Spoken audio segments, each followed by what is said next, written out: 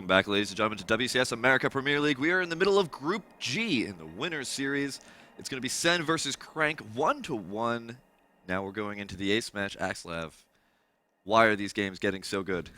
Of course, because we have players who are so good at Starcraft. Sen, one of the best players performance-wise outside of Korea, versus Crank, the ace PVZ player in the Axiom House, and actually one of the ace Protoss players out there in the entire world. A very, very tough match. Of course, we're in Game 3. It's tied up 1-1. The winner of this map will advance to the round of 16. The loser will drop down and have one more chance to advance in the final match of the night. And if he loses yet again there, of course, he's going to go down to the Challenger bracket, and then he's going to have to fight his way through the Challenger bracket to make his way into Season 2's Premier League yet again. But we're just taking a second here to wait for Sen. Sen probably taking a moment here, just saying, I just beat Axiom Crank. I need a couple of seconds here to kind of recompose myself. After some amazing play from myself, he's giving himself a pat on the back, I'm sure. And once we get the ready from him, yes, we have. We're going to get on into game number 3. Well, this one is going to be a tricky map for Sen. The map is Daybreak, and Sen, who loves just throwing roaches and hydras at his opponent until they crumble, this map isn't really as well suited for that style. Of course, if you combine up ducks, you can still sometimes make it work, but we saw on Whirlwind, Crank was more than able to deal with that Roach Hydra Viper force. We might see Sen use Mulus in Daybreak. Sen getting immediately into the game and saying, wait, is this map right? Well, we'll have to wait a second for that to be answered, but it doesn't matter. Let's take the players and positions while we wait for that. Spawning down here in the bottom left-hand corner. Oh, wait, we can still move in spectator mode now. That's right. About that. Well, we're going to get a double check on the map, make sure we're here in the correct map. Seems like there's a little bit of confusion here. We'll figure that out in just a second. Meanwhile, it looks like actually Crank is not sure which was supposed to be the right map. So we're going to grab a hold of an admin and find out what player vetoed which map. We'll try to get the right map sorted out for you guys. But either way, it's going to be a very exciting match. I'm actually a little bit surprised Sen didn't veto Daybreak, even considering that Daybreak is historically a map that some Zergs like. But a Zerg like Sen, who just is all about overwhelming his opponent early on with those low-tech units, Daybreak often gets in those late-game kind of split map type of situations. He got into a bit of a bind in his first matches today against Capoche. He had to give up his third and his fourth bases in order to barely hold off Capoche and then turn the game around. So I can see why he doesn't really want to play on Daybreak. He already had a tough time on it in game number 1, and that was not against Axiom Crank. That was against, another Protoss opponent who didn't have as prestigious a record as Axiom's Crank. It does look like Daybreak was vetoed by Crank, actually. So the correct last map is going to be Neo Planet S. A great map. We've seen it a couple of times already today. In fact, you see it a lot on WCS America. But I think that's a much better map. Neo Planet S has got 2 huge different attack paths, and I think it's going to allow him to use that low-tech unit composition that he loves so much in order to get a lot of the map under his control. It's definitely, I think, probably a better map for Sen here. As you said, the one thing you have to be careful about as a Zerg on Neo Planet S is not an insane distance between your base and your opponent. So there are a lot of strong 2-base timings. You could see Crank go for one of those. He did do that in the last game as well. But if a Protoss tries to take a third against a Zerg like Sen, who's so good at massing those units, the third on Neo Planet S is very, very hard to defend. Now, the question here is whether or not Crank is actually going to go for another huge aggressive opening. Now, he kind of lost a lot in game number 2 there when he went for that huge aggressive opening, and Sen was ready for it. Sen, very, very fond of those low-tech units, was just able to mass out so many of them and take on an Archon, a Mortal and Colossus huge push with just roaches, and then started peppering in a couple of Zergling later on. That's right. going to be a question of what is Crank thinking about in this next game. Crank, I think he's going to think, okay, I don't want to do a late 2-base timing, because Protoss 2-base timings, when you do with a later tech, you can expect a Zerg is probably maxed out in roaches if you're hitting, post 11-minute mark at the level of play we're at here. Sen, of course, is going to max out very fast. And then you're thinking, okay, well, that means his army's so much bigger than mine. I have to hope that he charges in from one direction and I can kill him with force fields. And Sen's already proven that, no, he's smart enough to use multiple control groups, attack from multiple angles. So I don't think we're going to see that late 2-base timing. We may see some very early aggression. Some Zealot Phoenix combination, and then taking a third behind that, or maybe even just going straight to a third base like he did on Whirlwind. Now we're just waiting for Sen to get back in the lobby. Somehow, in the 2 seconds that we started with the new lobby, Sen apparently went MIA for a couple of seconds there. But it looks like he has joined the lobby. Is he ready to go? If so, we can get on into Neoplanet S in the ace match of Crank versus Sen. This is the winners series once again. The loser of this will have to take on in the losers series. And then past that, we'll see who goes on into round of 16 and who does not. This is going to be a very, very important match because whoever loses this match is going to have one more series deciding, and no player wants to be in a situation where they lose that series or all of a sudden out of the Premier Division and into that Challenger Division. All right, once again, guys, we're spawning on Neoplanet S. Spawning down here in the bottom left-hand corner from Team Axiom. Spawning in the blue trunks, it is Crank. And up here in the top right-hand corner, our red Zerg player from Team Gamma Bears, it is Sen. Now, I noticed yesterday we had some pretty fancy cinematography going on during the spawning locations and player positions. Rotterdam, of course, a true professional, not only at casting, but also at doing the player introduction video cameras. Definitely, probably, I think Adabisi needs to talk to Rotterdam a bit. Yeah, Rotterdam right. Yeah, being an official observer, I think Adabisi and Rotterdam need to have a little bit of a discussion. Rotterdam can show him some tips. Yeah, Rotterdam. School him a little bit. Tell him this is exactly how you do it, and this is how you do it well. Because those were some amazing intros yesterday. Rotterdam, definitely a veteran in the craft of Starcraft, the game we're playing. In case you didn't know, you're just watching just some random game on Twitch. So going for the Gateway first opening. We haven't seen this from Crank yet against Sen. So first 2 games, of course, he went for that Forge expansion. This is the opening that Kapachi was using as well. And I think on Neoplanet S, this is a better opening. If you go with the standard Forge expansion, your opponent gets the 3 hatches up very early, and they start massing roaches, it can be a little bit tricky on this map to defend that type of play. But it looks like Crank's to say, okay, I'm going to throw him off his timings a little bit by going to Gateway opening. And the question is, how is that going to affect Sen? Is he going to say, I don't care, I'm just going to go, my normal 3-hatch build anyway and just get speed leans a little bit faster to deal with any potential early Gateway units? Or is he going to play a totally different style?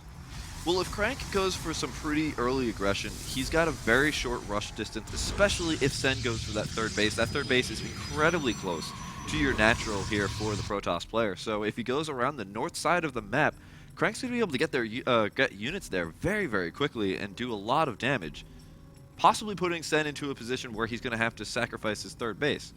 But if he doesn't, if he just wants to try and feign aggression, then we could see that Sen actually plays a little bit more defensively and maybe doesn't go for that third base as quick. Of course, we see Sen immediately going for the extractor as soon as he knows his opponent didn't go for the fast nexus. Some Zergs will mine to some gas and go ahead and take that third base. And some Zergs instead will just actually stay on 2-base tech. I'm pretty sure Sen is going to take that third hatchery. That is his favorite style, of course. In fact, we even see some Zerglings going down there to probably check around. He wants to get in front of Crank's base as fast as possible, because as soon as you put those Zerglings in front of your opponent's base, you can see any unit that leaves. You can keep track of any hidden probes, any Zealot, a Stalker poking out, anything like that. Get that little extra heads up. A couple of Zergling brother coming in. Going to be taking a look at the natural.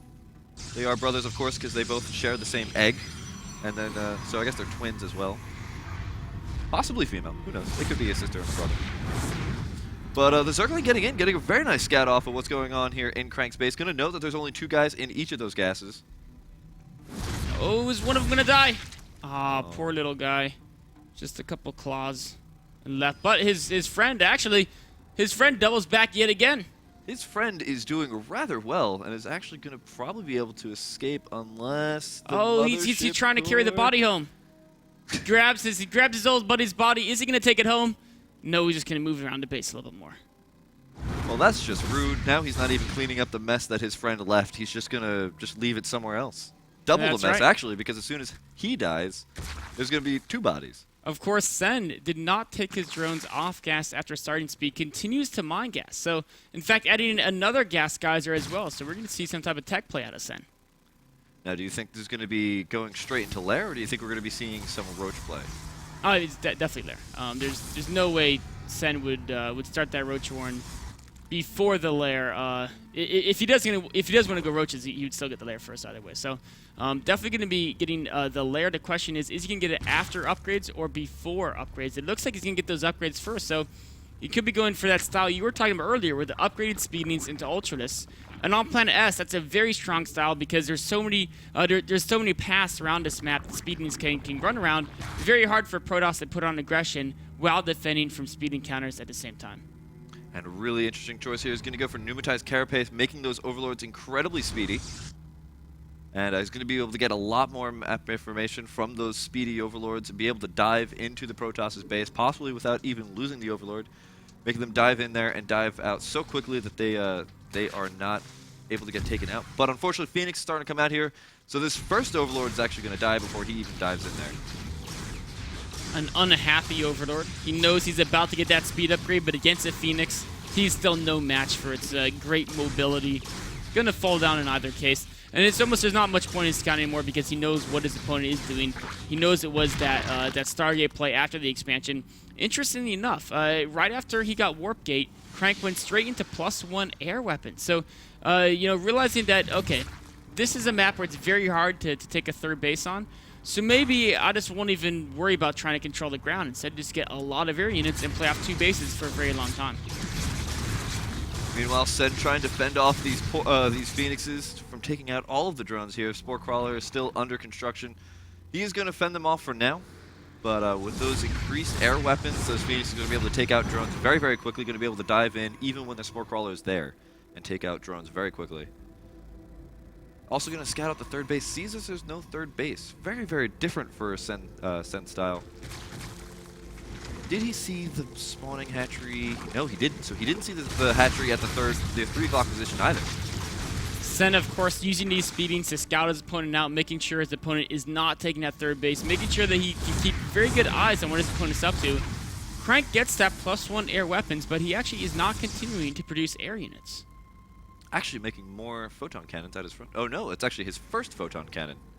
That's right, of course, opening with the Gateway expansion and getting the Forge much later allowed him to get that Stargate faster than normal.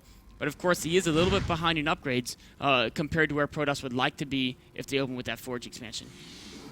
Folks in the front with the Zergling did see the Robo facility, did also notice that it probably isn't making anything, so he's going to feel a little bit better not seeing any type of Colossus or Immortal timings.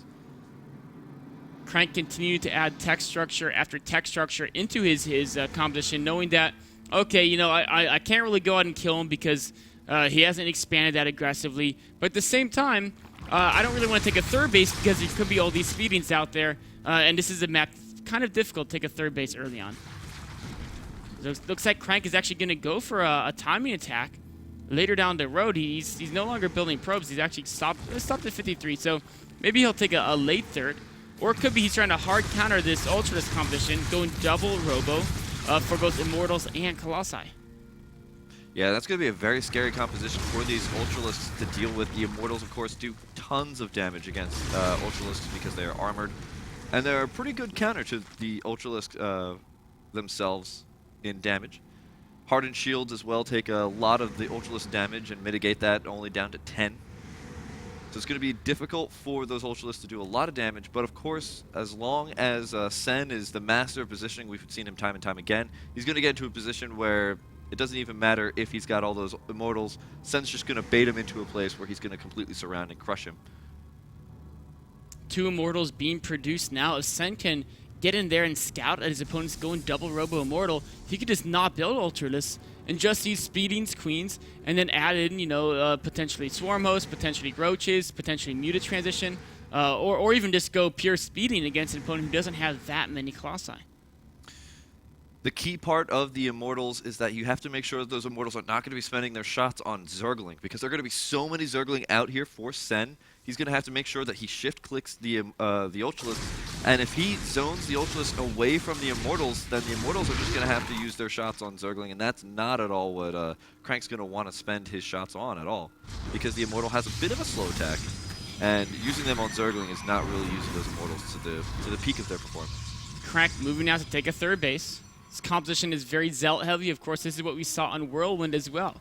If you go more Zealots and less Stalkers in your composition as Protoss, it gives you so much more gas to play with, so you can add a lot more of those high-tech units. Phoenix is poking in here saying, hello, Zerg Army. How's it going? Zerg Army says, not so well. We can't fly like you guys can. These mountains are kind of depressing for us. We can't see around them, though we can see the gold below us. Nobody's actually interested in going to the gold because huge exposure. So this is the one time in your life you don't want to go for the gold. You want to own for, you know, just standard minerals. The question here is, how is Sen going to follow this up? Of course, he's realized his opponent's taking a third base now, and he should be assuming his opponent is going to be getting a competition to counter his. Now, if Crank makes really good walls, it's going to be difficult for Sen to really get a good engagement, as his primary damage dealing units are those Ultralisks, and those guys need to get up close to do damage. So he's going to start moving out here, but he needs to push the creep to have the Queens in action, or he could just take more expansions and wait for his opponent to move out before engaging. Sen just has to be incredibly careful about the distance in between. I'm sorry, actually, Crank has to be incredibly careful about the distance between the natural and the third base. Now, all of Sen's army is going to try and position itself right in that little spot. As long as Crank can't stop him from getting into that spot and then being able to put on pressure to the third or natural to his choosing, Crank's going to be in a pretty good position. Now, it looks like he's wedging himself in there pretty well. The Ultralisks now are getting into that position. The Queens are actually starting coming in here as Colossus, be careful. Oh, it skedaddles up the cliff. It should be safe, but now Crank's coming out here to engage. The Queens are so slow they're not able to get into the army. Fungal growths are being thrown down on the Colossus, but the Colossus, the Immortals, and everything else are doing so much damage. Where are the Zergling here for Sen? Zergings, of course, went to the natural, died to the Colossus Zealot competition. Some transfuses going down, but not enough as Crank keeps cutting backwards, has so many Immortals, and Sen's army is falling apart here. Sen's army, of course, just a little bit too fast for those Queens. Those Queens waddle so slowly, and now they're being roasted. Oh, that is a very sad sight to see. But they actually look really cool when they die. I don't know if I'm allowed to say that, but they do. Queens look awesome when they die. Long live the Queens. They are all dead. Killer Queen.